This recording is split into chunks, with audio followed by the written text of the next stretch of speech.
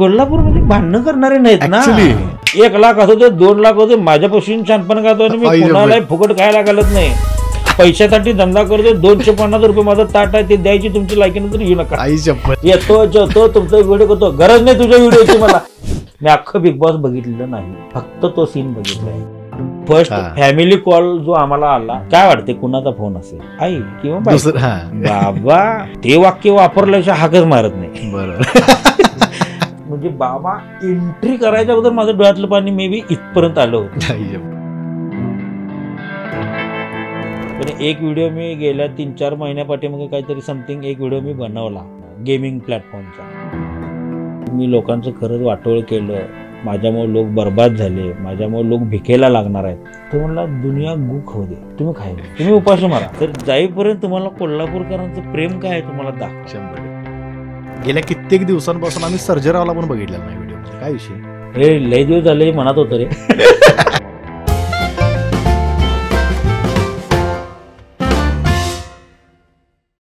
नमस्कार, मी RJ Sumit. Radio सिटीवर तुम्ही हा आवाज रोज ऐकताय. आणि जसं तुम्ही व्हिडिओमध्ये सुद्धा मला बघत असाल कधी कधी तरी, हा चेहरा ओळखीचा आहे. म्हणजे जराशी दाढी कमी केल्या, केस कमी केलेत, माणूस तोच आहे. माणसात आलोय ऍक्च्युली दोघं पण.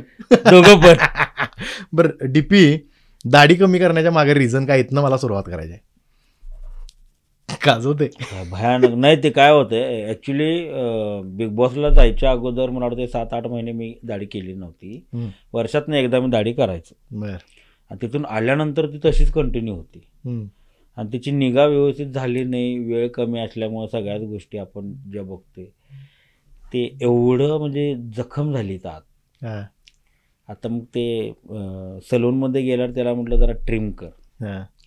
मग ट्रिम केल्यावर तो म्हटला जरा दिसायला लागली, त्याची वेळ आहे. हा, तर काढल्याला बेटर होईल म्हटला, नाहीतर मग ते जखम कदाचित वाढल. तर काढल्यानंतर ते पांढरं चट्ट दिसायला लागलं. आणि काढल्यानंतर ते 3 दिवस असं म्हणजे बोटा अशी खरखर खरखर खरखर करायला, एवढी आग व्हालती त्याला. निगा राखली. किती वर्षानंतर काढलेली दाढी? 1.5-2 वर्षानं काढल्या. होय काय? एकदा काय करतोय, आता आमचा कलर, तू गोरा आहेस रे, त्यामुळे तुला ते दुखणं नाही ना, मी काय मला दुखणं आहे काय. तर माझं दुखणं काय म्हणतं काय, म्हणजे मे पर्यंत आमचं क्रिकेट मॅचेस असतात. एवढा एका स्पर्धेला तर आमचा बाबाच मला विचारालता माझं पोरगू कुठं आहे म्हणून. कारण मुळात एक 15 दिवस आम्ही दोघं एकमेकांना बघितलो नव्हतो. कारण मी सकाळी 6ला घरातनं बाहेर पडायचो आणि पप्पा शिवाय देतात म्हणून रात्री 1ला घराकडे जायचं. आणि कंटिन्यू महिनाभर आमच्या मॅचेस चालू होत्या. एवढा काळा पडलो. मग मी काय करतोय, ते संपलं की दाढी करतोय एकदा वर्षातनं. मग जरा ती काय फेशियल बिशियल ब्लिचिंग आता जरा जास्त जायते. फेशियल बिशियल का आधीपासून नव्हतं? नाही, मला नाहीच सवय पहिल्यापासून नाही. ते एकदा काळं पडलंय म्हणताना करतो मी. उन्हाळा संपत आला की. थोडक्यात तुम्हाला समजलं असेल की आपल्याकडे आज धनंजय पवार, डीपी, ज्यांना अख्खा महाराष्ट्र, म्हणजे ज्या लोकांनी मराठी येते ती सगळी लोक, मराठी लोक त्यांना बघतात. आणि भरपूर लोक मला पण विचारत असतात की बाबा अरे तुमच्या गावचा नो डीपी, जरा भेटू की गावात. तर ते अपॉइंटमेंट घ्यायला लागते. मी आज अपॉइंटमेंट घेतल्या म्हणून तिने आला तिथे इंटरव्ह्यूला. तू घेतलं का? आम्ही घेतल्या. अंदर की बात. डीपी मला सांगा की बिग बॉस नंतर एक ऑब्व्हियसली तुम्ही स्टार होता, 1 मिलियन तुमचे हे होते, फॉलोअर्स होते, यूट्यूबला तुम्हाला सगळी लोक बघत होते, तेव्हा तुम्ही एक स्टार होताच. पण सेलिब्रिटीवाला फील बिग बॉस नंतर जास्त आला आणि आत्ता अजून वाढालाय असं वाटतंय का कमी व्हायला? काय वाटतंय? बिग बॉस नंतर भयानक वाढला. आणि एवढा वाढला की कधी कधी तर असं वाटतं की बहुत करून जनसामान्यातलं म्हणजे सर्वसामान्य आयुष्य सोडून कदाचित आपण चुकीचा मार्ग निवडला. काय सांगालाय? म्हणजे पर्सनल लाईफ संपली. लोकांचं प्रेम माहिती आहे, पर्सनल लाईफ संपली. म्हणजे आता मला इथं बसायचं आहे एका ठिकाणी, तर बसल्यानंतर आपल्याला काय अपेक्षित असते की मला एक अर्धा तास थोडासा विसावा मिळावा. पण ते ॲक्च्युली 21वा येऊन आपल्याला डिस्ट्रॅक्ट करतोय, तिथनं बाजूला घालवतोय, किंवा एक पर्सनल लाईफ आपल्याला जगता येत. मला जर ती संध्याकाळ एक अशी काय म्हणतो आपण, तिचा आनंद घ्यायचा आहे त्या संध्याकाळचा, तर तो 4 चौकातून घेता येत नाही. म्हणजे हे छोटे मोठे प्रॉब्लेम आहेत, पण ॲक्च्युली हे आयुष्यात आपण जगण्यासारखे आनंद आहेत जे म्हणजे लोक येतात, लोकांना काय माहित की त्यांच्या अगोदर किती लोक येऊन गेले येऊन किंवा गेला, बरोबर आहे की. माझ्यानंतर किती येणार आहेत, पण ते त्यांना त्यांच्यापुरतं ते मर्यादित असतात. आणि ती लोक अगदी निष्पाप मनानं आपल्याकडे येतात, दादा फोटो काढणार आहे, या की कुठं बसलायचा, इकडे काय करलायचा. म्हणजे त्या माणसाला काय माहीत नसतं म्हणजे आता माझ्या बुडाला काय आग लागल्या किंवा माझ्या डोक्यावर काय, माझ्या छपरावर काय चालू आहे. बरोबर. तर ती येतात घेतात, मग ते तेवढं होतंय. पण जरा असं कधीतरी वाटतं की थोडं जास्त सेलिब्रिटीचं रूप आलंय हा. आणि तो क्राऊड म्हणजे तसाच चालू आहे तो क्राऊड अजून पण. आणि बऱ्यापैकी लोकांचं काय होतं, मी दुकानात ओपन असल्यामुळं येऊन सहजासहजी बरोबर. भेटून जातात. आणि मॅक्झिमम मला भेटायला येणार अशी पोराटकी कोणी नाहीच आहे, फॅमिली. फॅमिली मेंबरच आहे. कारण Right. फॅमिली व्हिडिओ असल्यामुळं फॅमिली मेंबर ते काय बसले काय अर्धा अर्धा पाऊण तास माझं बी आपलं टाइमपास होतंय, गिरायक होतंय दुकानात. ते सगळ्यात महत्वाचं आहे. सगळं मी ते पाहिजे सगळ्यात ऍक्च्युली पहिला. बिग बॉसला जाण्याचं कारण माझं सोसायटी फर्निचर. आपल्या इकडं कोण सोनाली पाटील गेली होती, बरोबर. अमृता धोंगडे गेली होती, पण सोनाली बरोबर माझी ओळख होती. मी सोनाली मला म्हटली की तू जा रे एकदा, तुझं हे भारी आहे म्हटली, तू जा. आम्हाला कोण घेणार नाही, आमची काय ओळख नाही किंवा टेलिव्हिजनचा आणि आपला काय संबंध नाही. बरोबर आहे की. योगायोगानं हे बोलणं झाल्यानंतर मला 2-2.5 महिन्यात म्हणजे मला फोन आला. बर. मी म्हणलो लॉक करा. नाही पहिला आपल्याला भेटावं लागेल, बोलावं लागेल. मी म्हटलं जे ते काय नंतर असेल बघू. ते नंतर, पहिला डन. मी इथे गावभर सांगतो म्हटलं पाया पडतो म्हटलं, तुमच्या कोणाला सांगू नका, ते कॉन्फिडेन्शियल असते म्हटलं. काय मी म्हटलं ठीक आहे. मी अक्षरशः जाईपर्यंत कोणाला बोललो नव्हतो. आम्हाला पण माहिती हा, मी एक तिघांचा आपल्या नाही तुला बोललेलं की मी काहीतरी बोलू नको, तुला आबाला आणि शेखरला बोललेलं होतं बऱ्यापैकी मला वाटते. आणि इव्याला जाताना सांगून गेलतो सोशल मीडिया हँडल करायला. एका दुसऱ्या कोणाला मी सांगितलो तर ते घोळ होणार की मला का नाही सांगितलं. बरोबर. तर सगळ्यांना तुझं तू नंतर सांग. मी त्याला माझ्या पद्धतीने एक वाक्य बोलून गेलो होतो आणि त्याचं एक व्यवस्थित निबंधासारखं लिही आणि प्रत्येकाला एक लेटरद्वारे जाऊ दे, त्या भावना पोहोचवते म्हणजे कोण नाराज व्हायला नको. बरोबर. कारण तुम्ही जेव्हा आत होता तेव्हा तुम्हाला माहित होतं माझ्याबद्दल चालू आहे चर्चा? नाही मला काही, अरे तुझ्याबद्दल नाही, माझ्याबद्दल काय चालू आहे मला माहित नव्हतं.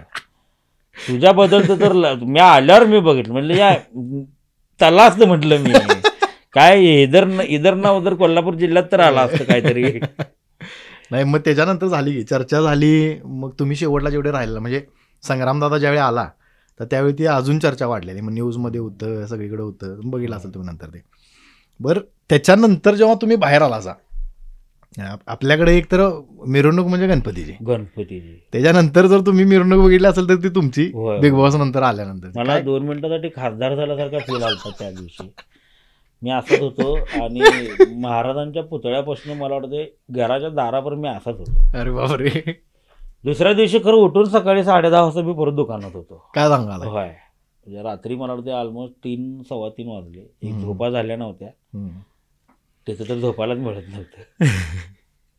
तिथं खरोखर सकाळी एवढ्या लवकर उठवतात आणि रात्री टाइम माहित नाही ना आम्हाला. म्हणजे ॲव्हरेज त्यांचं म्हणणं कसं आहे की एक 8 तास आम्ही तुम्हाला झोपायला विश्रांती दिला. बरोबर.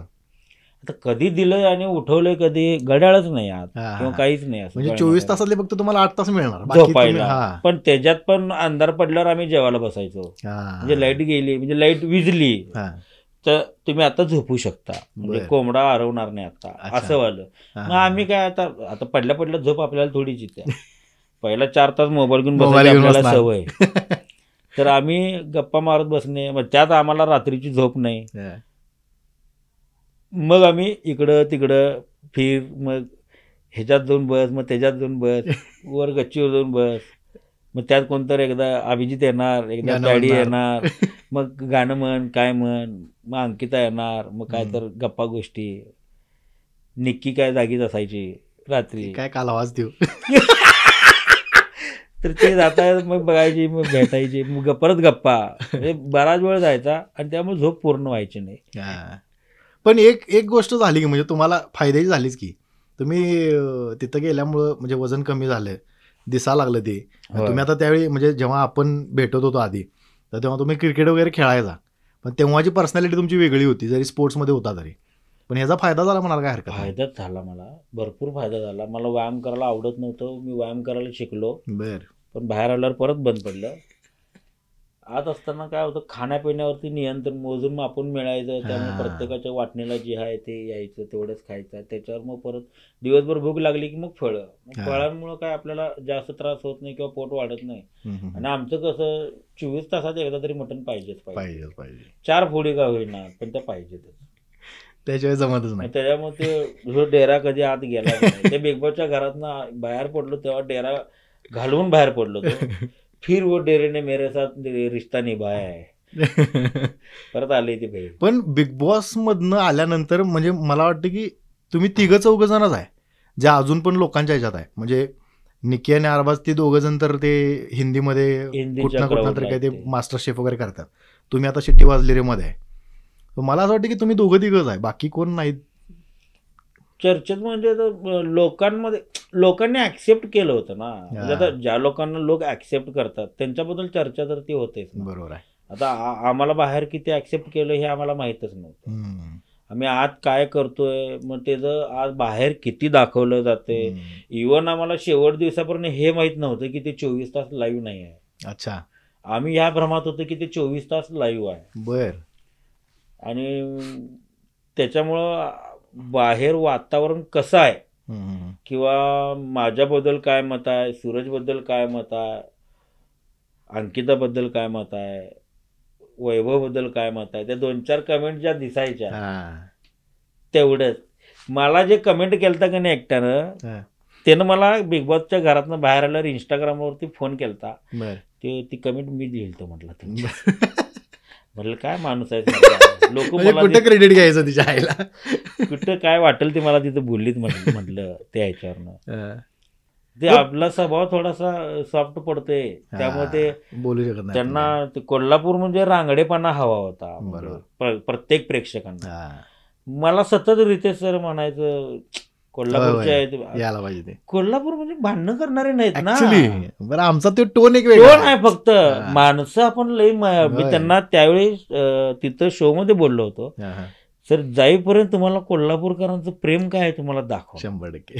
कारण कोल्हापूर म्हणजे एक उदाहरण पण दिलेलं मी. तुमच्या घरी जर कोणी गेस्ट आलं तर तुम्ही त्यांना बाहेरचं काहीतरी बनवून आणाल किंवा तुमच्या मेडला सांगून तुम्ही बनवाल आणि त्यांना पंचपक्वान खायला घालशील.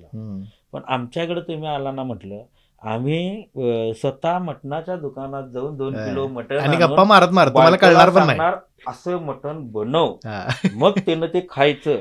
4 तास त्याला जातात, मग त्यानं घरला जायचं. बरोबर आहे. हे आपुलकी आणि प्रेम आहे म्हटलं. ते आमच्या कोल्हापूरकरांच्याकडे हे आहे. भांडण म्हणजे हेच कन्सेप्टच चुकीचं आहे ऍक्च्युली. आम्ही भांडतोय की, पण ते कसं आहे पाहिजे तिथं त्या 2 शिव्यावरच भांडतोय.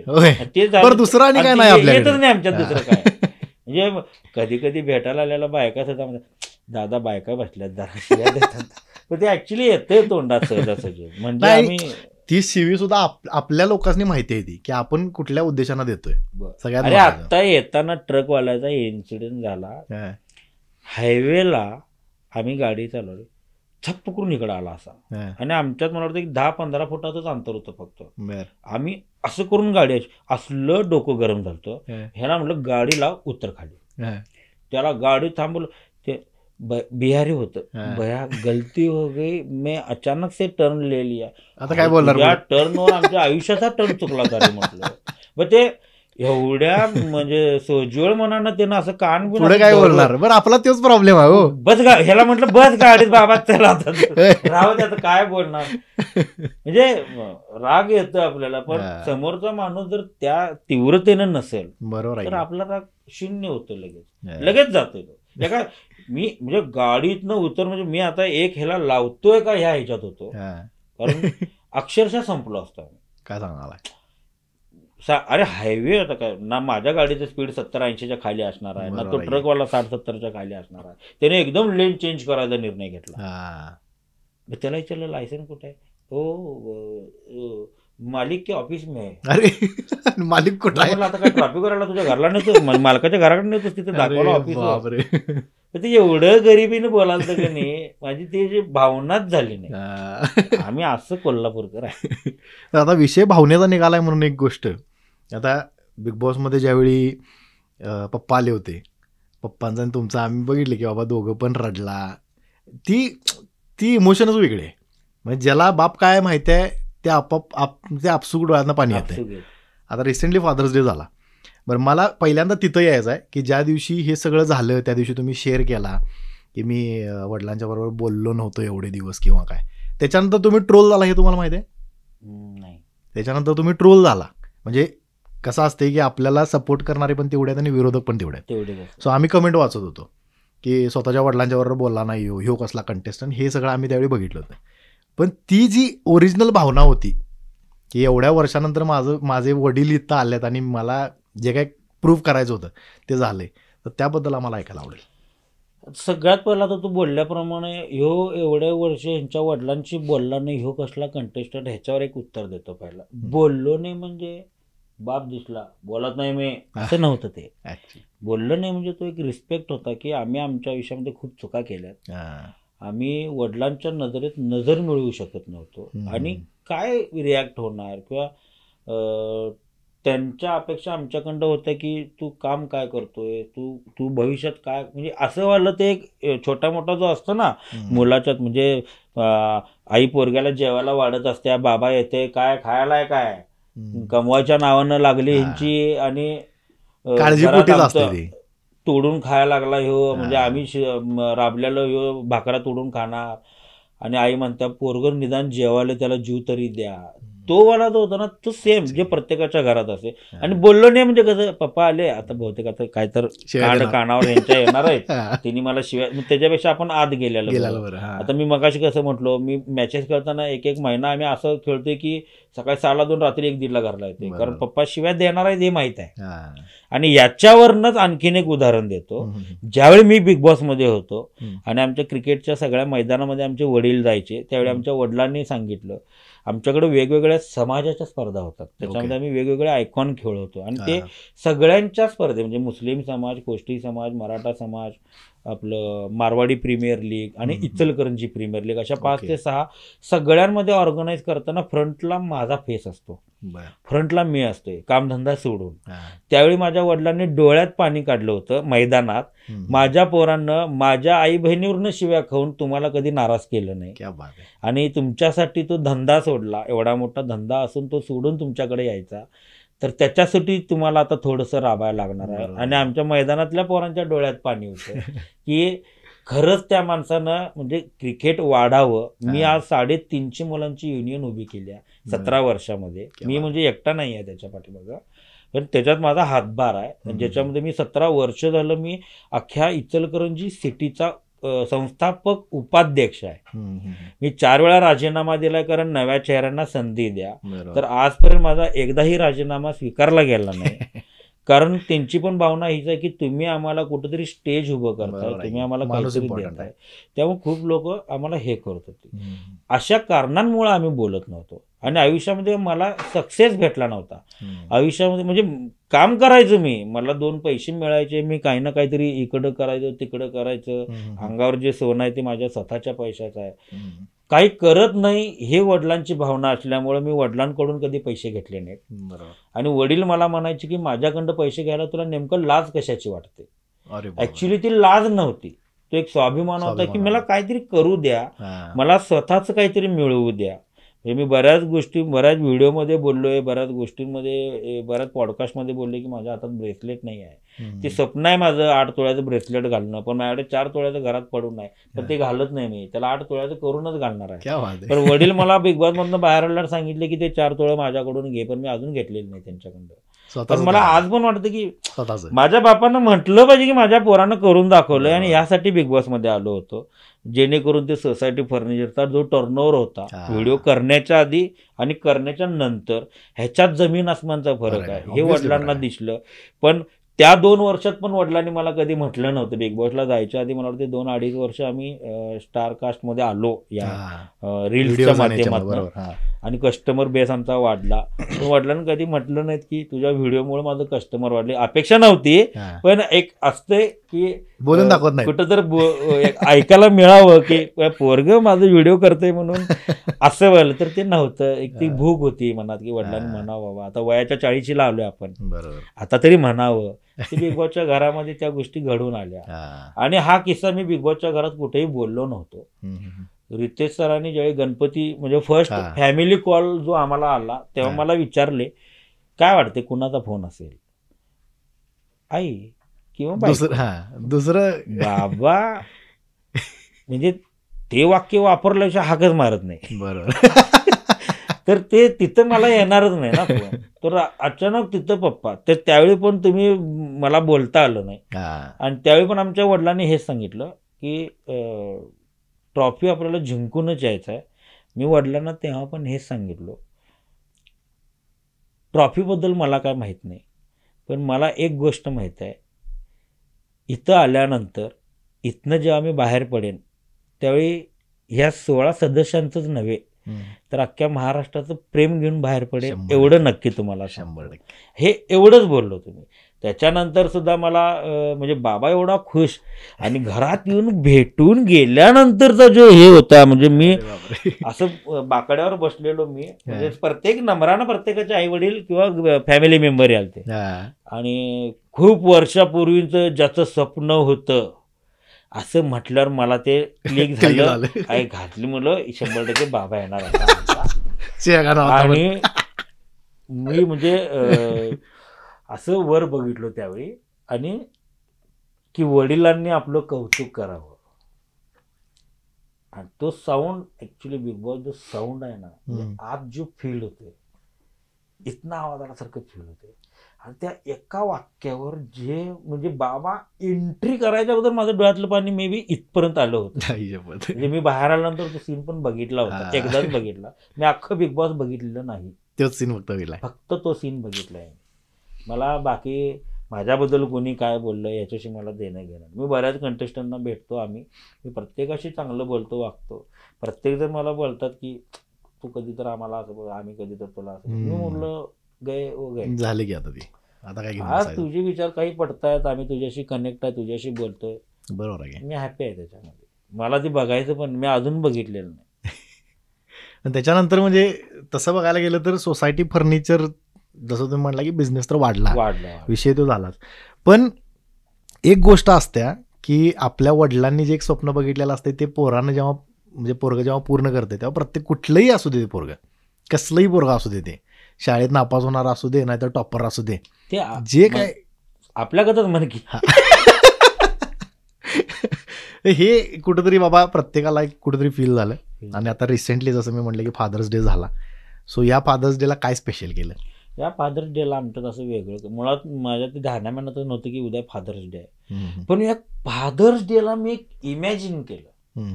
म्हणजे मी आमच्या बहिणीला घेऊन असं गप्पा मारत बसलो होतो आणि अचानक आज माझं पोरगं 11वीला जाते. पोरानं मला इंस्टाग्रामवरती स्टोरी मेन्शन केली, हॅपी फादर्स डे. आणि मी असं बघितलो माझं पोरगं म्हणजे मी बापाला केलं ना माझ्या. आणि मी असं सहज सकाळी म्हटलं होतं, पप्पा हा फोटो बघतील का, मी व्हॉट्सअपला ठेवू काय, पप्पांना काय वाटेल. मग सकाळी उठून तेवढं फक्त पाया पडणं आमच्यात एकच गुणधर्म, म्हणजे काही सण वार जेव्हा आहे ना आम्ही त्याच दिवशी कुणाच्या ना कुणाच्या तरी पाया पडतो. अदर असं आमच्यात नाही अजिबात की सकाळी उठल्यानंतर कंपल्सरी पाया पडलं पाहिजे की आम्ही पडतो, अजिबात नाही. काही ते कार्यक्रम सण वार असेल तेव्हा.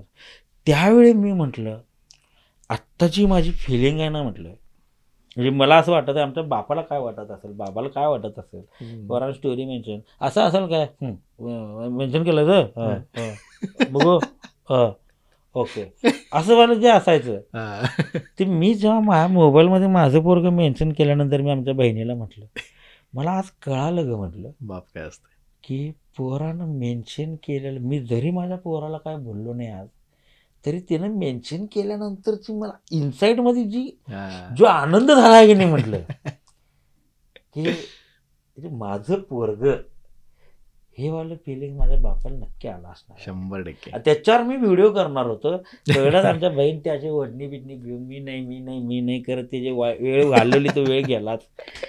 ती जरा चेहरा दाखवायला लाजत्या लई अलीकडं दाखवत नाही, कारण तिला पण तेच फेस करायला लागलं. 2-3 वेळा ती कुठं तर बाहेर गेली, दीपिकाची बहीण काय दीपिकाची ही म्हटली सगळी म्हणजे काय म्हणतात मला ते बेकरीवाल्यानं पैसे घेतला नाही काय असं वाटलं. आम्ही सुद्धा आता बऱ्याच हॉटेलला जाते, मला जे मी सतत म्हणायचं का नाही, फुकट खाऊ नका. भविष्यात कधी तर तुम्हाला ऐकून घ्यायला लागेल. त्यात ते परवा हॉटेल भाग्यश्रीवाल्यानं बोललं बघ, 1 लाख असो ते 2 लाख होते, माझ्यापासून शानपण खातो आणि मी कोणालाही फुकट खायला घालत नाही. पैशासाठी धंदा करतो. 250 रुपये माझं ताट आहे, ते द्यायची तुमची लायकीनं तर येऊ नका. माझे 250 रुपये मला तुम्ही द्यावे लागतील. येतो जेवतो तुमचा एक व्हिडिओ करतो, गरज नाही तुझ्या व्हिडिओची मला. असा एक त्याने व्हिडिओ केला आणि मला आतनं आनंद झाला. जे उघडपणानं कोणीतरी बोलायला हवं होतं. कारण आजकाल काय झालं ना, म्हणजे आता आम्ही सोशल मीडियामुळे मोठं झालो तर आम्ही थोडं सांभाळतोच स्वतःला की सोशल मीडिया कुठं बदनाम होऊ नये किंवा सोशल मीडियामुळे बऱ्याच लोकांना प्लॅटफॉर्म मिळावेत, अशा पद्धतीचं एक आमच्यात होतं. तर ती भाई आम्हाला हे बोलायचं होतं कुठंतरी, त्या माणसानं बोलला आणि मी माझ्या टीमला सांगितलं वेळ काढा, विना पैशाचं, म्हणजे त्या माणसाकडून कुठल्याही प्रमोशनचा रुपया न घेता त्या माणसाच्या हॉटेलला आपण भेट द्यायचं. क्या बात आहे. म्हणजे अजून आणि त्याला सांगायचं नाही, म्हणजे त्या व्यक्तीला. आता तुम्हाला ओळखतोय नाही ओळखतोय ते मला माहित नाही, पण त्याच्याबद्दल एक आपल्याला, जसं आता आम्ही ओळखतो त्याला तसं तो पण आमचं बघितलं पण आम्हाला ओळखत असणार. पण त्याच्याबद्दल जे आत्म प्रेम आलं का नाही, फॉर्च्युनर घेतला काय बरं, स्वतःच्या पैशाने घेतला, लोकांना जाण्याची काय गरज आहे? बरं, ते आता काय फोडाफोडी चालू आहे, हे सगळं चालू आहे, काय गरज आहे म्हणते मी. सुरुवातीला लोक निगेटिव्ह होते त्याच्याबद्दल, म्हणजे आज वार शुक्रवार हॉटेल बंद आहे, टिंग टिंग टिंग टिंग टिंग मागं पळत जाते, परत किती ट्रोल झाला. त्याच्यानंतर फॉर्च्युनर जसे त्याने घेतली, हे मी सुद्धा आठवड्यातले 4 दिवस हॉटेल बंद ठेवून आणि मी सुद्धा असा होतो. पप्पांना व्हिडिओ दाखवला, पप्पा म्हणलं किती वर्ष व्यवसाय करताय? बरं 6 महिन्यात घेतले. आणि चड्डीवर ज्यावेळी एवढा टिघळा होता ना माझ्या फाटल्याला, आणि तो सुई दोऱ्यानं हातानं शिवल्याला, त्यावेळीपासून मी धंदा करतो. व्यर्थ गेलो म्हटलं. मला म्हटले का रे, 6 महिन्यात भावानं फॉर्च्युनर घेतल्या. विशेष गेला करते, सांग, कौतुक आहे, कौतुक आहे, कौतुक आहे. विशेष कष्ट आहेत त्याच्या पाठीमाग, तोगच जेवण बनवतात, सगळं तीच करतो. आणि जो स्वतः वस्तात आहे त्यामुळे मग ते नाही कष्ट कधीतरी बंद ठेवून चेष्टेसाठी विषय झाला सगळा. आणि त्याच्यावर कुठेही जल्लसपणा आपल्याला नसावा. त्या माणसाचं खरंच मी सांगतो ना, मला आतनं फिलिंग झालं की नाही भाई ह्याला जाऊन भेटायला. आणि मी सुद्धा कुठल्याही हॉटेलला गेलो तर मी म्हणतो बाबा पैसे घ्या, तुम्हाला ऍडव्हर्टाईज करून हवे आहे त्याचे वेगळे पैसे भेटा, बरोबर, पर्सनली भेटा, आमची टीम आहे, आमच्या टीमशी डिस्कस करा, स्क्रिप्ट ठरवा, जे काय असेल ते पेमेंट ठरवा, आम्ही येतो करतो, बरोबर आहे. तेव्हाचे पैसे आम्ही देत नाही. आता आलो आम्ही, तुम्ही काय बोलवला नाही, आमचा मी येतोय, आमचा मी खातोय, आमचा मी जातो. बऱ्याच हॉटेलमध्ये लोक तरी पण घेत नाहीत. पण आता ह्या फेममुळं जे आता एक नवीन रियालिटी शो तुम्ही करायला लागलाय, शिट्टी वाजली रे, तर त्याच्या शूटसाठी तुम्हाला किंवा प्रमोशनसाठी तुम्हाला आता बाहेर जायला लागते. म्हणजे जेव्हा आम्ही बघत होतो तुम्हाला, तर त्यावेळी फुल फ्लेज तुम्ही तुमच्या सोसायटी फर्निचरमध्ये बसून तुम्ही व्हिडिओ करायचा. आता तिथलं प्रमाण जरा कमी व्हायला लागले, सोसायटी फर्निचरमध्ये बसायचं. मग ते सांभाळतोय कोण? पप्पा? नाही पप्पा सांभाळतात. पप्पा ऑलमोस्ट अजून 70% व्यवसाय तिने बघतात, 30% मी बघतोय. पप्पांना म्हणजे काय हवं आहे की मी दुकानातनं पाय काढता कामा नये, आणि मला असं हवं आहे की दुकान तर मी सांभाळतोय, पण मला ह्या गोष्टीमध्ये थोडा आनंद आहे, मला हा पण आनंद घेऊ द्या. मग त्याच्यासाठी माझी धावपळ होते. म्हणजे जसं मी आता संध्याकाळी निघालो की सकाळी रात्री 3-4ला तिथं पोहोचतोय, मग तिथं तिने राहायची व्यवस्था केलेली असते, झोपून मग शो दिवसभर करायचा कंटिन्यू. 13 ते 14 तासाचा तो शूट चालू असतोय. आणि आमच्या शूटचं वैशिष्ट्य, आम्हाला बसण्यासाठी खुर्च्या नाहीत. एक छोटंसं बाकडं 8 इंचाचं दिलेलं आहे, तो पण हा टेबल आणि इथं बाकडं आहे. आणि सतत ओके स्टँड बाय म्हटलं की उठून उभा राहायचं. त्याच्यानंतर ते 10 मिनिटं परत त्यांचाच खेळ झाला. ते हास्य जत्रेचं जिथं सेट आहे तिथंच आहे का त्यांचा? नाही, धिंगाणाचा जो सेट होता ना तिथं. अच्छा, ओके. मलाडला. हा. तो 14 तास स्टे करून रात्री 9-9:30ला शूट संपतोय. रात्री आम्ही डायरेक्ट इचलकरंजी. बर, थांबत नाही. 9-10 वाजतात सकाळी घरात पोहोचायला. आंघोळ करायचं, 11-11:15 परत दुकानात जातो. का परत पप्पा शिवाय द्या. शिवाय झालं नका, दोन्ही करायचं. दोन्ही पर्याय नाही ना. तुम्ही एकतर स्वतःचा हाल करून दोन्ही गोष्टी सांभाळा, म्हणजे वडील खुश तुम्ही खुश. आता काय वडील रिटायरमेंट पर्यंत आलं, बरोबर. तर आता जाताना उगाच त्यांना म्हणजे रिटायरमेंट घेऊन जाताना त्यांना असं वाटायला नको की बाबा माझं पोरगा अजून काहीच नाही आहे किंवा कशातच काय अजून दुकान सांभाळायचा पत्ता नाही, असं नको व्हायला. म्हणून मी शक्यतो जितकं होईल तेवढे बाहेरचे प्रमोशन्स बंद केले, थांबवले. आता जे चांगले चांगले शोज वगैरे मिळतात किंवा चांगले चांगले ठिकाणी जिथं आपण लोकांना काहीतरी देऊ शकतो मनोरंजन किंवा हे प्रमोशनवाले हे बंद केले सगळे. फक्त विषय प्रमोशनचा आहे म्हणून मी आत्ता जेवढे सगळे इन्फ्लुएन्सर्स बघितलेत त्याच्यामध्ये काही टक्के इन्फ्लुएन्सर असे जे बेटिंगचे किंवा गेमिंगचे वगैरे प्रमोशन करतात. काही टक्के नाही आहेत ते, काही टक्के असे आहेत जे करत नाहीत. त्यामध्ये आपण आहे. एक त्या गोष्टीचा अभिमान आहे बाबा. अभिमान आहे. काय होते बऱ्याचदा गरिबीतनं पण वर येणारे लोक असतात, त्या लोकांना पैसे कमवणे हे जास्त इम्पॉर्टंट असते. मी सुद्धा असं मला वाटलं की ठीक आहे चल आता काय लोक काय पॉझिटिव्ह निगेटिव्ह दोन्ही पण घ्यायलात. मी पहिल्यापासून मी याच्या विरोधातले व्हिडिओ बनवायचो, पण एक व्हिडिओ मी गेल्या 3-4 महिन्यापाठीमागे काहीतरी समथिंग एक व्हिडिओ मी बनवला, म्हणजे गेमिंग प्लॅटफॉर्मचा. खूप असं धाडस करून बनवला, एकतर इच्छा नव्हती पण बनवल्यानंतर मला वाटतं 10 वाजता काहीतरी तो व्हिडिओ मी पोस्ट केला आणि मी कमेंट्स चालू ठेवल्या, लोकांच्या प्रतिक्रिया बघूया. छान प्रतिक्रिया होत्या, म्हणजे एखाद्यानं आपल्या थोबाडावरती पायतान मारावं अशा पद्धतीच्या त्या प्रतिक्रिया होत्या. मग थोडा वेळ गेला, लोकांच्या स्टोरी मेन्शन सुरू झाल्या, म्हणजे आता ह्याला हे पण कमी पडलं का, किंवा ते त्यांच्या ठिकाणी ते बरोबर आहे. आणि मला थोडा वेळ गेल्यानंतर 12:30-1 वाजला, मला झोप लागेना. मी अशा ह्याच्यात होतो की मी लोकांचं खरंच वाटोळ केलं, माझ्यामुळे लोक बर्बाद झाले, माझ्यामुळे लोक भिकेला लागणार आहेत, आणि एवढी काय कुठली पैशाची कुणाला नड नाही आहे की आपण हेही करावं.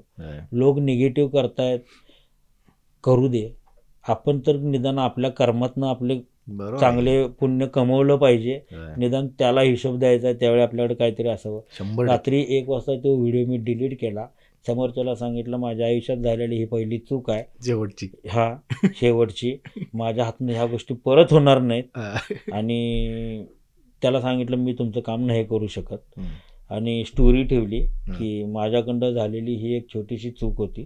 तरी किती 4 तासामध्ये डील कितीचं ठरलेलं तुमचं? डील छान ठरली होती.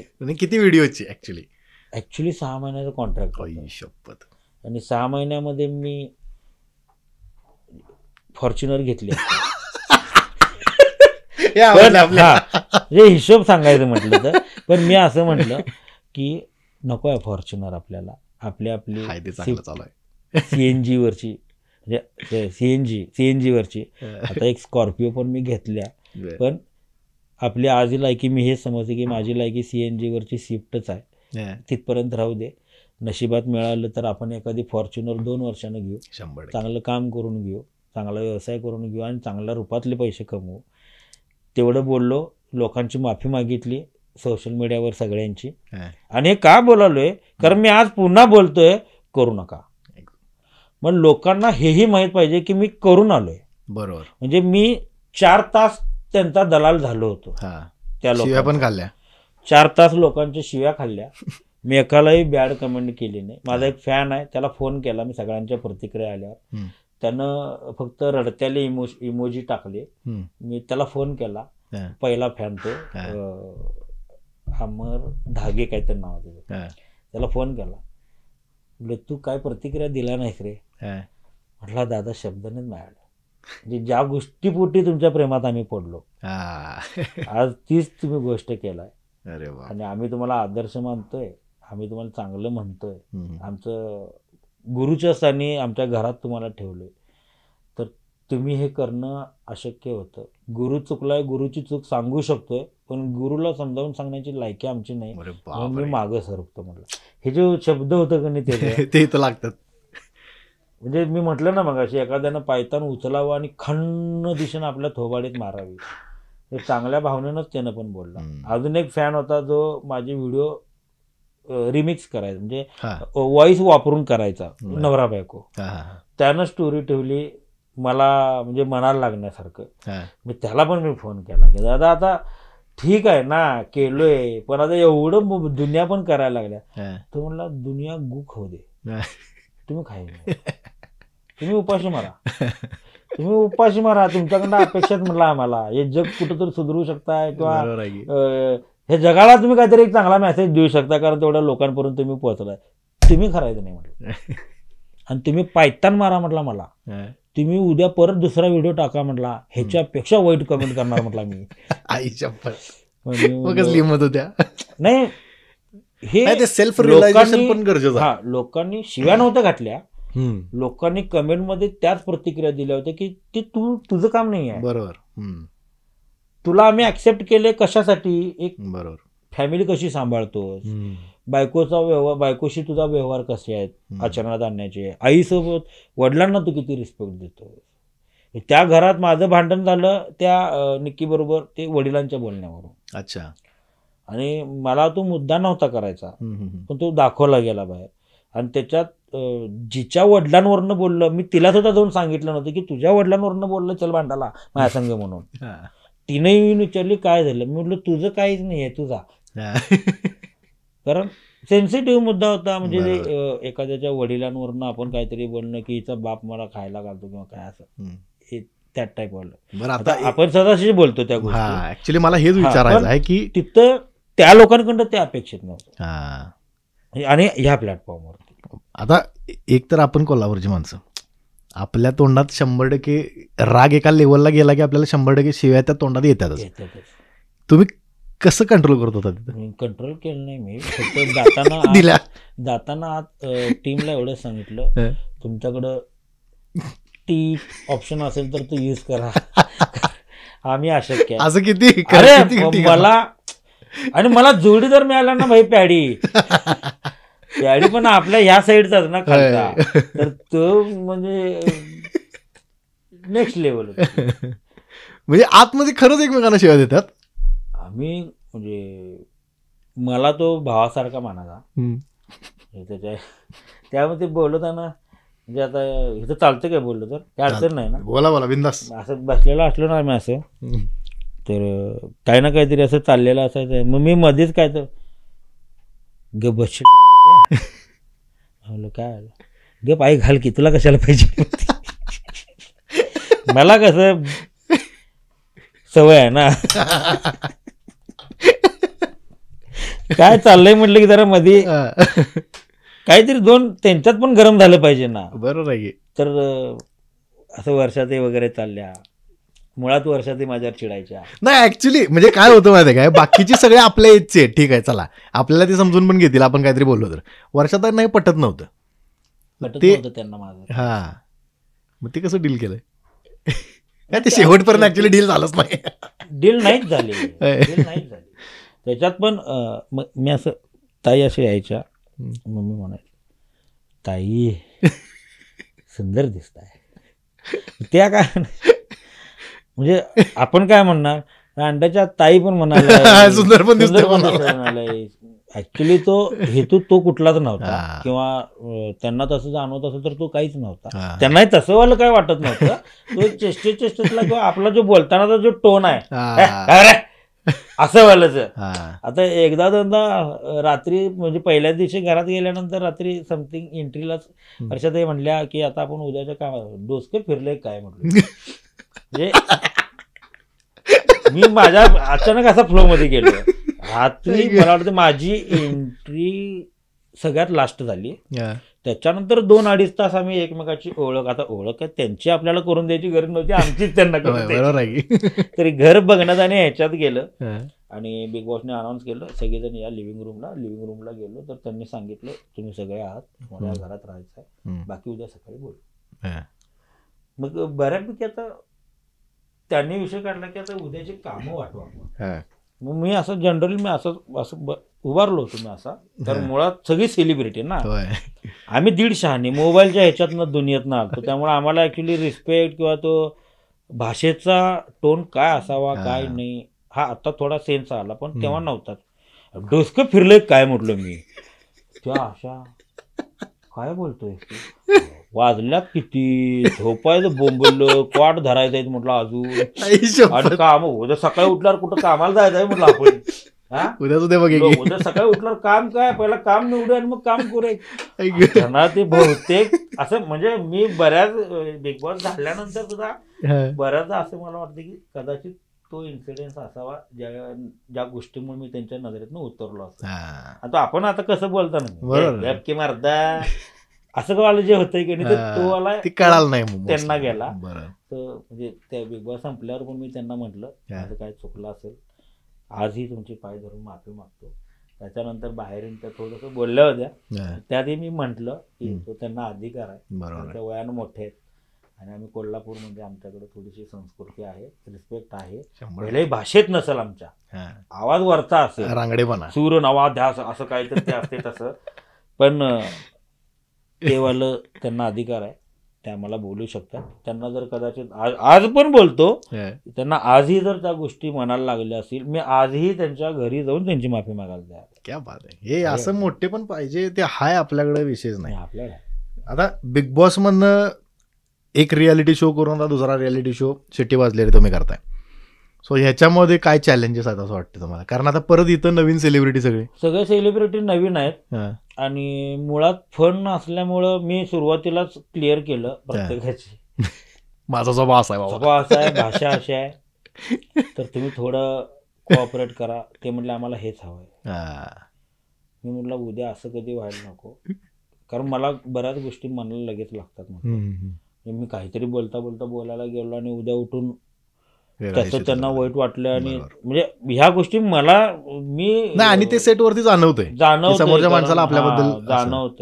तर तेवढं फक्त जरा सांभाळा म्हटलं.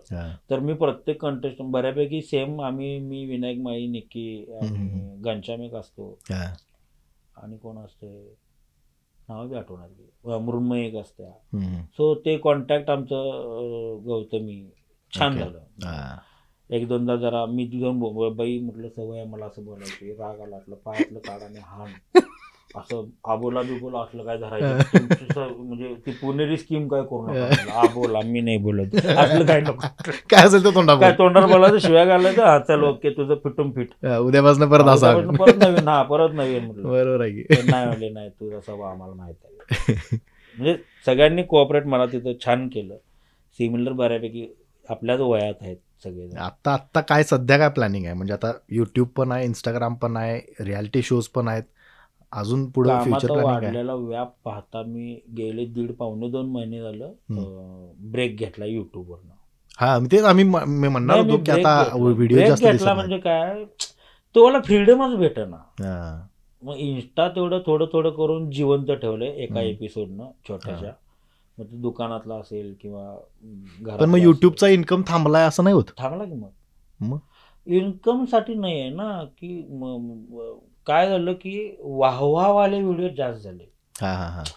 इकडं गेलो रुबाब, तिकडे गेलो रुबाब, मग ती एंट्रीवाला व्हिडिओ, ते व्हिडिओ लोकांनी ह्या गोष्टीसाठी आपल्याला स्वीकारलंच नाही ना, हे लक्षात आलं. सो आता लोक बोर झाले आपल्याला, मग मी म्हटलं थांबू, थोडी आपल्याबद्दलची क्युरिओसिटी लोकांना वाटू दे, आईची एंट्री करावं आम्हाला, बरेच दिवस झालं आईचा व्हिडिओ आला नाही, असं वाला येऊ दे थोडस, परत जागृत होतील ते लोक. आणि आपले ह्या कार्यक्रमला गेलो त्या कार्यक्रमला गेलो ते व्हिडिओ बंद करू म्हटलं, जे प्रमोशनचे असतात.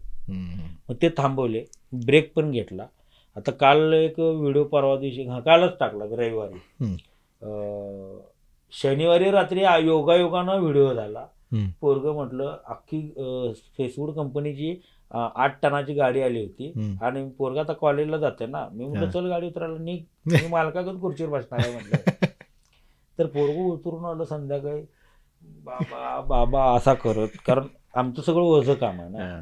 मी म्हटलं हे बाबा एका गाडीला करू नको, अशा काही गाड्या उतरल्यात म्हटलं आम्ही रात्री 1.5-2 वाजता तिघ गाड्या उतरल्या, तुम्ही तरी 6 जण होता म्हटलं. तर नाही मला आत्ता सवय करायला मी करतो. मग ठीक आहे कर म्हटलं. मग त्याने एक हेडफोन माझ्याकडे मागितलं होतं. तर ते देतो असं म्हणून मग त्याच्यावरनं तो म्हटला गाडी उतरलोय आता तर एक 500 रुपये द्या की म्हटलं मला. मी म्हटलं 24-25 वर्षाला बाबा दुकान सांभाळलं अजून 25 रुपये घेतले. तुझं त्याच्यावरनं तो लागला पट्टा. ते वडील म्हणजे काय. आज मी तुला सांगत असताना तुला त्या गोष्टी माझ्या बापाने ह्या गोष्टी मला आधी सांगितल्या सांगितल्या. होत्या आणि मी त्यावेळी रिॲक्ट होत होतो की बाबा काय डोसक्यावर पडला काय म्हणजे प्रत्येकाला घालून पडून मलाच काय बोलतोय असं वालं रिॲक्ट आम्ही करत होतो ना. बरोबर. ते आज पोरगं कदाचित आम्हाला करते का तर ते करू नये. मग आम्ही हे सांगतोय याच्या पाठीमागे आमच्या वडिलांचा आम्हाला सांगतानाचा काय उद्देश होता हे आज आम्हाला कळालं. असं वालं ते व्हिडिओ आहे आणि त्याच्यात लोकांच्या प्रतिक्रिया एवढ्या सुंदर आहेत. मेसेज गेला एक थोडक्यात खतरनाक. आणि योगायोग असा की त्याच दिवशी फादर्स डे होता आणि तो सकाळी व्हिडिओ पोस्ट करताना मला मी म्हटलं नाही का पोरगांना म्हणजे माझी स्टोरी ठेवली. तर तसं चांगलं वाटतंय असं लोकांना चांगलं पोचलंय आणि त्याच्या प्रतिक्रिया चांगल्या आल्या ह्याच्याबद्दल चांगलं वाटतं. बरं आता एक तुमच्या व्हिडिओमध्ये जसं तुम्ही म्हटला की आत्ता एक व्हिडिओनं मी इंस्टाग्रामवरती जिवंत ठेवले बाबा म्हणून, पण गेल्या कित्येक दिवसांपासून आम्ही सर्जेरावला पण बघितलेला नाही व्हिडिओमध्ये. काय विषय बघितलं नाही म्हणजे काय झालंय सर्जेराव त्याला मी म्हणजे पूर्वीपासून लोकांनी मला काय सांगितलं की सर्जेरावला स्वतंत्र चॅनल काढून द्या. मी त्याला चॅनल काढून देतो म्हटलं. त्याला हेही म्हटलं की तुझ्या चॅनलला जे एडिटिंग लागेल सुरुवातीला मी सगळे करून देतो. ज्या दिवशी तुला मी हवा सांग मी तुझ्या व्हिडिओमध्ये येणार. तुझे व्हिडिओ तुझी ID प्रमोट मी करतो माझ्या ह्याच्यावर. इव्हन त्याचे 200 काहीतरी फॉलोअर्स होते इंस्टाग्रामला. त्याचे आता 6000 काहीतरी त्यावेळी झाले पण म्हणजे मी स्टोरी ठेवून त्याच्यावर फॉलोअर्स टाकले 2-3 दिवस. त्याच्यानंतर त्याला मी काय म्हटलं मोबाईल घे सकाळी उठ दात घासताना असं स्वतःला दाखव आता मी दात घासालोय. दात घासून झाले की आता मी चहा पिणार आहे. आता मी दुकानला चाललोय का एवढं तर कर. तुला ऑटोमॅटिकली हळूहळू सवय होईल आणि ह्याच्यातनं तुझा एक रोजगार चालू. बरोबर आहे. पण तो त्या गोष्टी करायला त्याला म्हणजे तिची इच्छाच नाही आणि तिची आवडच नाही ऍक्च्युली. आणि बऱ्याचदा कसं होतं ना मी जर तुम्हाला हसवणार आहे तर मी पॉइंट मारल्यानंतर मी हसून उपयोग नाही. बरोबर आहे. कारण तो जोक तुम्हाला कळला पाहिजे. मी जोक मारतो मीच असतोय म्हटल्यानंतर मग लोक हेच काय हसायला असं आलं येते ते. तर तसं ते सर्जेराव बोलताना काही नाही ते पहिलाच बोलायच्या आधी हसायचा. मग ते मग तो याला तो चांगला चालला त्याचा मी बऱ्याचदा सांगतो पण ते काय व्हायला लागलं त्याच्याकडं ते मिळेना. आणि आता एक बिग बॉसचा प्लॅटफॉर्म झाल्यानंतर लोकांच्या अपेक्षा एवढ्या वाढल्यात की आता ते वाले तुम्ही असं का एवढे साधे व्हिडिओ करायला आहे किंवा तेच लोकल जोक आहेत. अरे माणूस लोकलच आहे ना. लोकलच आहे. बरोबर आहे. कोणी जर पाठीमागणार अंड्याच्या म्हणून आवाज आला तर आम्ही सगळी वळून बघतो. आम्ही नगरसेवक हो मंत्री हो आमदार हो आमची दोस्त आम्हाला अशीच बोलवणार आहे. बरोबर आहे. आमच्यातलंच कोण तर असं म्हणून आम्ही मागे वळून बघतोय. बस केलं काय मला कोण मनात थांबणार आहे नाही थांबणार असं व्हायला. मग तो येईच ना प्लॅटफॉर्मवर. मग तो त्याला म्हटलं घे ब्रेक. पण त्याला याच्यातनं काहीतरी इन्कम व्हावा ह्या गोष्टीसाठी मी त्याच्यासमोर एक प्रस्ताव मांडला. तू काहीच करू नकोस. माझ्या दुकानात जे काम करतोस त्याचा मोबदला मी तुला देतो. त्याच्यात तू खुश आहेस.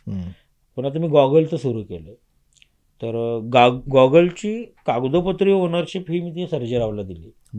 हा म्हणजे 50% ओनर मी सर्जेरावला केलं त्याच्यामध्ये.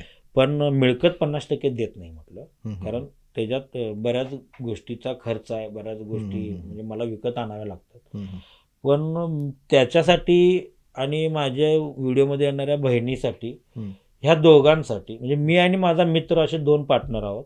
त्यात माझा हिस्सा 50% आहे जो की मी सर्जेरावच्या नावावर केला कागदोपत्री. आणि त्याला सांगितलं की याच्यातून तू आणि पिंकू म्हणजे आमची बहीण एक तुम्ही काहीच करू नका. फक्त मला कधी लागलं तर तुम्ही कधीतरी व्हिडिओमध्ये या बोला. पण दरवर्षी यातला जो काही रेव्हेन्यू येईल त्यातले एक सम % अमाऊंट जो की आम्ही पेपरमध्ये कागदोपत्री केला आणि तो त्यांच्याकडं म्हणजे कागद आपण ते त्यांच्याकडे दिलेले आहेत. असं नाही की बाबा मी आता बोलले उद्या कोण तू असं नाही. ते लिगली डॉक्युमेंट्स करून त्याच्यातला एक हिस्सा आम्ही बहिणीला आणि सर्जेरावला द्यायला. ओव्हरऑल माझ्या कॅल्क्युलेशननुसार सर्जेरावला त्याच्या उत्पन्नामध्ये वर्षात माझ्या मतानं की जर मला जो ग्राफ दिसतोय माझ्या गॉगलचा चष्म्याचा त्या ग्राफमधून वर्षाला 1 ते 2 लाखाचं पॅकेज तरी त्याला इझिली वरच्यावर भेटल. म्हणजे या हेतून त्याला मी त्याच्यात सोसायटी फर्निचरचा तर तो त्याचा चालूच आहे. आणि याच्यात काम काय नाही म्हणजे हे गॉगल विक चष्मा विक बसूनच राहायचं. तुझं फक्त एक आहेस, तुझ्यामुळे मला मोठं व्हायला प्लॅटफॉर्म मिळालाय आणि बऱ्याच ठिकाणी तू डावलला जातोस. बरोबर. कारण जनरली लोक येताना लास्ट मोमेंटला सर्जेरावकडे येतात. आई, बायको, बहीण, वडील, आणि त्यातनं वेळ मिळाला आठवलं तर मग सर्जेराव. सो त्याच्यावर म्हटलं तू डावलला जातोस तर निदान आर्थिक मध्ये तू डावलला जाऊ नयेस यासाठी म्हटलं तुला ते करून देतो. हे असं एवढं मोठं मन पाहिजे. म्हणजे माणूस किती मोठा झाला तरी आपला मित्र मागं नाही पडला पाहिजे. ह्याचं एक बेस्ट एक्झाम्पल म्हणजे आता डीपीने दिले आपल्याला. आणि त्यांना आजपर्यंत काही मागितलं नाही माझ्याकडे. नाही, त्या माणसाचा स्वभाव कळतोय. त्यामुळं हे बघा काय असते माहिती आहे, त्यानं काय मागितलं त्याला बऱ्याच लोकांनी सांगितलं तुला माहित आहे का तुझ्या जीवावर तो पैसे मिळवा. आता ह्याच्यात आपली भावकी भावकीच आहे सांगणारी पण त्याला मी म्हटलं तुझ्याकडे काय नॉलेज आहे का, तुझ्यामुळे मला कुठं वेगळा जर काय बेनिफिट होत असेल तर त्याच्यात तुला मी नक्की शेअर दिला असता. बरं ह्याच्यातनं मिळवतोय म्हणजे काय महिन्याला $1-2 कोटी रुपये काही येत नाहीत म्हटलं. तेवढं $300, $200, $400 असे पेमेंट येत असते. तर माझं करू तर मला पुरं होतं. तुला कधी लागलं कधीही काही मला सांग. म्हणजे एक मला या महिन्यात काहीतरी असं हे दे. एकदा त्याला हेडफोन हवा होता, तो एक हेडफोन त्याला ब्लूटूथवाला घेऊन दिला होता. त्याच्यानंतर दिवाळीला त्याला मी बोनस तर देतोय, तो सोडून ऍडिशनल त्याच्यासाठी आणि त्याच्या बायकोसाठी आणि त्याच्या आईसाठी त्याला सांगितलं की आईसाहेब वस्त्रमध्ये जा बायकोच्या आणि 2,500-2,500 2 साड्या घे आणि घरात तुमच्या दे. इथपर्यंत आपण करू शकतो. बरोबर आहे. त्यानं कधी मागितलं नाही आपल्याकडे काय. ते म्हणायचं हे तर कशाला ते तर कशाला कुठलं लोकांचं आहे घरचं नाही तर काय. Last but not the list, आता तुमचं वाचन किती आहे नाही माहिती मला, 0. मग हे जे काय नॉलेज काय असते की जर तुम्ही वाचलं तर तुमच्याकडनं जे बाहेर येणारे शब्द असतात ते लगेच कळतात लोकांना. बरोबर. आता आम्ही तुम्हाला बिग बॉसमध्ये बोलताना बघितलं, आम्ही तुम्हाला रील्समध्ये बघतोय, काही मोटिवेशनल व्हिडिओ तुम्ही टाकताय, तर ती जी काही शब्दफेर आहे किंवा ते जे काही शब्द रचना असतात ती येत्या कुठनं नेमकं सांगतो की हे देवानं दिलेली मला एक देणगी आहे. लोक म्हणत असतील की कुठलं तर उचलून काय तर म्हणजे बोलत असेल किंवा काय असेल, मी असं लिहितोय कधी कधी तर मोटिवेशनलला. मग त्याच्यात एखादी ओळ चोरलेली असते. जसं कालचा व्हिडिओ होता ना, देवा आता होऊन जाऊ दे एक युद्ध, आणि तो डायलॉग ऍक्च्युली इंस्टाग्रामवर बघितला होता. देवा आता होऊन जाऊ दे एक युद्ध नशिबासोबत, रक्ताचे पाठ म्हणजे शरीर रक्तानं बंबाळ जरी झालं तरी मागं हटणार नाही. मग ते होऊन जाऊ दे एक युद्ध असं होतं ते. हे थकलेला माणूस आहे, आता तो कुठल्याही परिस्थितीला लढू शकतो. त्याच्यावरती मला असं वाटलं की जे मी फेस करतोय हे नशिबाच्या काही गोष्टी आणि पै पाहुण्यांच्या, भावकीच्या, ट्रोलर्स लोकांच्या, कालपर्यंत माझे चाहते असणारे किंवा त्यातले 1-2 जण निगेटिव्ह मध्ये कसे कन्वर्ट झाले, ट्रोलर्स मध्ये कसे कन्वर्ट झाले, तर त्याच्यावर मी असं केलं की एक युद्ध होऊन जाऊ दे देवा आता नशिबासोबत, आपले म्हणणाऱ्या परक्यांसोबत, आपलं म्हणून आपल्यासोबत राहणाऱ्यांसोबत, त्यांच्या विचारांसोबत, आपल्या पै पाहुण्या त्या लोकांसोबत, एक युद्ध त्या लोकांसोबत ज्या लोकांनी माझ्या मनाचं मनोबल वाढवण्याऐवजी घरच्यांच्या मनाचं खच्चीकरण केलं कारण मी पुढे चाललोय. बापरे. हे अशा पद्धतीचं एक असं छोटं लिहितो, चोरूनच लिहितोय, पण शब्दरचना आपली मोटिवेशन मध्ये तर माझी असते. आणि मोटिवेशन कसं, मी पहिल्यापासून जुगाडू माणूस आहे. म्हणजे प्रत्येक गोष्टीमध्ये जुगाड केला जातो. त्यातला माणूस असल्यामुळं ते सोसलंय, ते भोगलंय, म्हणून जुगाड करण्याच्या वेळ आल्यात. आणि हे अनुभवच आहे जे सगळ्या गोष्टी आज आपल्याला शिकवतो. कारण मी बघितलंय ना, जेव्हा मी व्हिडिओ माझा एक किस्सा मी सतत सांगतो. माझ्या वडिलांनी सुद्धा रितेश देशमुखांना तो किस्सा सांगितला होता. माझ्या मुलांना 2009 मध्ये सांगितला होता बोर्ड लावून की त्यावेळी अजितदादा पवारच उपमुख्यमंत्री, आय थिंक फर्स्ट टाइम काय सेकंड टाइम झाले होते, आणि आमच्या वडिलांचं नाव पण अजित पवार. तर मी त्यांना एक बोर्ड लावला होता की तुम्ही आमच्यासाठी उपमुख्यमंत्रीच, असं मला लिहिलं. आणि दुसरं लिहिलं होतं जी 4 ते 5 बॅनर वडिलांचे मी लावले ते स्वतःच्या कमाईतनं, वडिलांच्याकडे पैसे न घेता. आणि त्याच्यात एक वाक्य लिहिलं होतं ते आजही मला स्पष्ट आठवते की आज हे जग मला तुमच्या नावाने ओळखते, पण येणाऱ्या काळामध्ये मी असं काहीतरी करेन की हेच जग हेच असणार आहे, पण ते तुम्हाला माझ्या नावाने. क्या बात आहे. पण त्याच्यामध्ये कुठंही इगो नव्हता. तुमच्यापेक्षा मोठं नाही झालो तर बघा असं नव्हतं. प्रत्येक बापाला हवं असतं की माझ्या मुलांना माझ्यापेक्षा मोठं नाव करावं. तर आमच्या वडिलांच्या जवळचे काही मित्रांनी वडिलांना असं सांगितलं, पोरगा आत्तापासूनच बापाच्या बरोबर रिक्षा करायला. अरे बापरे. आणि ते माझ्या डोळ्यासमोर होतं बोलताना सगळे लोक. आज असं आहे तर उद्या पोरग तुम्हाला काय सांभाळणार.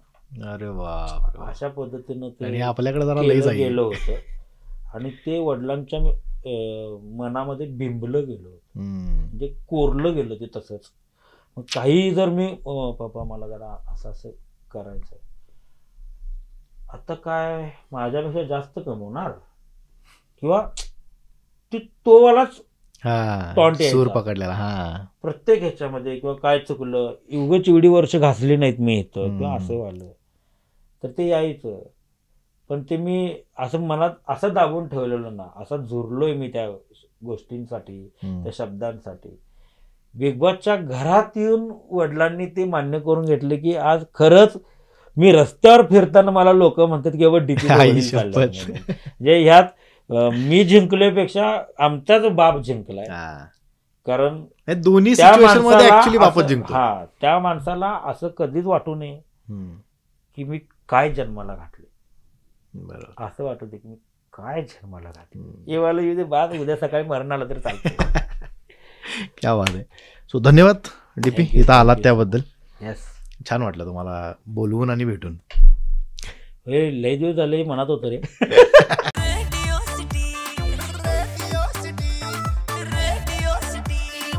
रेडियो सिटी रग रग में दौड़े सिटी.